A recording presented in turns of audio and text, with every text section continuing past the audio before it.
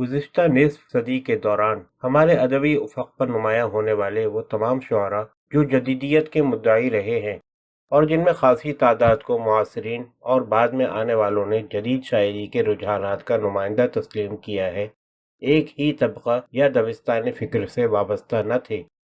ان میں واضح اکثریت ترقی پسند شعراء کی نظر آتی ہے۔ اس کی وجوہات ظاہر ہیں۔ شعراء ایک ایسے دور میں پیدا ہوئے اور پروان چڑھے جس میں بغاوت اور احتجاج کا رجحان بیداری شعور کی علامت بن گیا تھا۔ سیاسی بیداری، معاشی بے اطمینانی اور معاشرتی انتشار کے عوامل بڑی شدت اور سرعت کے ساتھ بروئے کار لائے جا رہے تھے، اور ان کی بدولت قبولیت عامہ کے معیار بھی اس طرح بدل رہے تھے کہ کوئی شاعر اس وہارے کے ساتھ بہنے پر رضامند نہیں ہو سکتا تھا۔ وہ عقیدت مند اور پرستاروں کے ایسے کسی حلقے تک رسائی حاصل نہ کر سکتا تھا جس کی داد تحسین کی ضامن بن سکے۔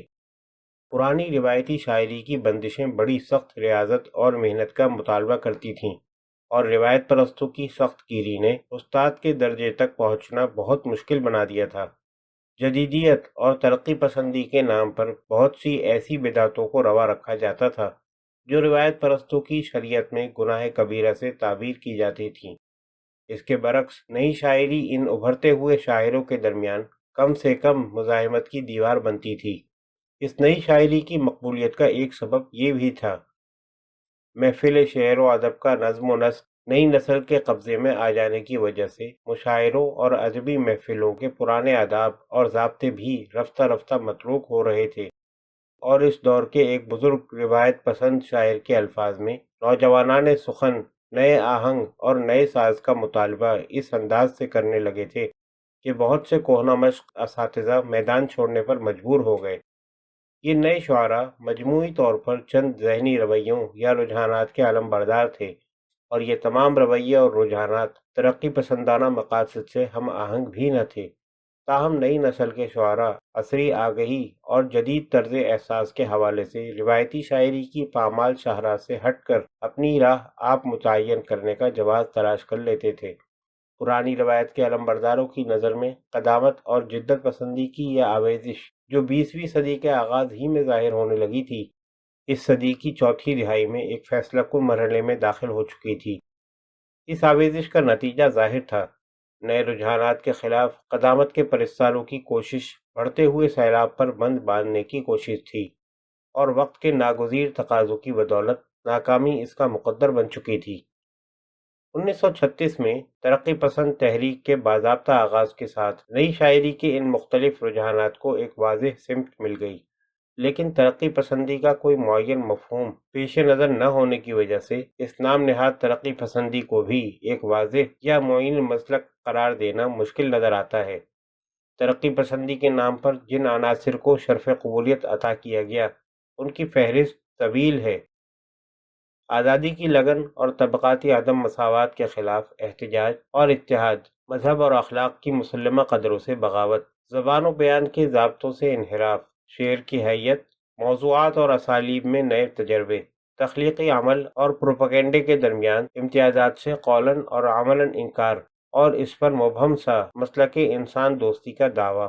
غرض ان تمام چیزوں کی بدولت ترقی پسندی کا اصل مفہوم چھپا رہا۔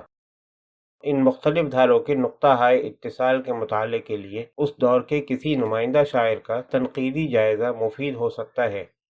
میں نے اس مقصد کے لیے فیض کو اس لیے منتخب کیا ہے کہ بعض اسباب کی بنا پر نئے اور ترقی پسند شعراء کی ایک خاصی بڑی تعداد فیض کے اقتداء کی دعوے دار رہی ہے۔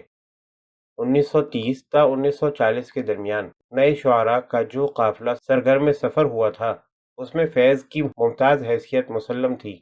ان شعراء میں فیض کی آواز سب سے زیادہ پرزور اور بلند آہنگ تو نہ تھی، لیکن اس کے دھیمے پن اور ٹھہراؤ میں ایک قوت اور دیرپا تاثیر تھی جس کی بدولت تھوڑے ہی عرصے میں انہیں اس قافلے کے رہنماؤں میں ایک نمایاں مقام حاصل ہو گیا۔ اور یہ بھی حقیقت ہے کہ اپنے دوسرے معاصرین کے مقابلے میں وہ زیادہ طویل عرصے تک اس مقام پر فائز رہے ہیں۔ بظاہر یہ بات ناقابل توجیہ معلوم ہوتی ہے کہ فنی خامیوں، زبان و بیان کی خرابیوں اور فکر و احساس میں ربط و ہم آہنگی کی کمی کے باوجود، جس کا احساس ان کے ہر دور کے کلام میں شدت کے ساتھ ہوتا ہے، وہ طبقۂ شعراء کی صف اول میں اپنی جگہ بنا سکیں۔ مداحوں اور پرستاروں کی عقیدت یا کسی خاص لابی سے وابستگی اس دیرپا مقبولیت کی کافی ضمانت نہیں ہو سکتی۔ لازماً اس مقبولیت کا راز ان کی رچی ہوئی شعریت، ان کے شاعرانہ تجربات کی واقعیت، رومانی انداز نظر اور غزل کی مزاج شناسی اور لب و لہجے کے دھیمے پن میں تلاش کرنا پڑتا ہے۔ انہی خصوصیات کی بنا پر ان کا قدم ایسے مراحل پر بھی کم ہی بہکا ہے جہاں ان کے اکثر ہمسفر عبرت انگیز لغزشوں کا شکار ہو گئے ہیں۔ ان میں فیض کا وسعت مطالعہ اور علمی و فکری پس منظر کا فیضان بھی شامل ہے، جس کے زیر اثر ان کے رومانی مزاج میں وہ ضبط و نظم پیدا ہوا جو عموماً ایک کلاسیکی روایت سے وابستگی کی پیداوار ہوتا ہے۔ شاید یہ کہنا بھی غلط نہ ہوگا، فیض کے رومانی مزاج کو جس صنف سخن نے سب سے بڑا سہارا دیا وہ غزل ہے۔ اپنے مسلک اور عقیدے سے شدید وابستگی کے باوجود وہ اس نعرہ بازی کے مرتکب کم ہوئے ہیں جسے ان کے ہم عصر شعراء کی اکثریت نے اپنا شعار بنا لیا تھا۔ فیض کی شاعری، بالخصوص غزل کو موضوع بنانے کی تحریک صرف اس خیال کی بنا پر نہیں ہے کہ اپنے دور کے نمائندہ شاعر کی حیثیت سے ان کا مطالعہ نئی شاعری کے بنیادی رجحانات کی پہچان اور پرکھ کے لیے وافر مواد فراہم کر سکتا ہے۔ اس انتخاب میں یہ احساس بھی کار فرما ہے کہ ان کے حالیہ کلام کے مطالعے سے یہ اندازہ ہوتا ہے کہ اب ان کی شاعری اس منزل پر پہنچ گئی ہے جہاں اس کے بارے میں قطعیت کے ساتھ نہ صحیح وضاحت کے ساتھ بات کرنا ممکن ہے۔ اب ایسا معلوم ہوتا ہے گویا فیض بحیثیت شاعر اپنی شاعری کے مستقبل سے رضاکارانہ طور پر دستبردار ہو چکے ہیں، اور ماضی کا جو سرمایہ اس کے دامن میں موجود ہے اسی کو اپنی شاعرانہ زندگی کا محصل قرار دے چکے ہیں۔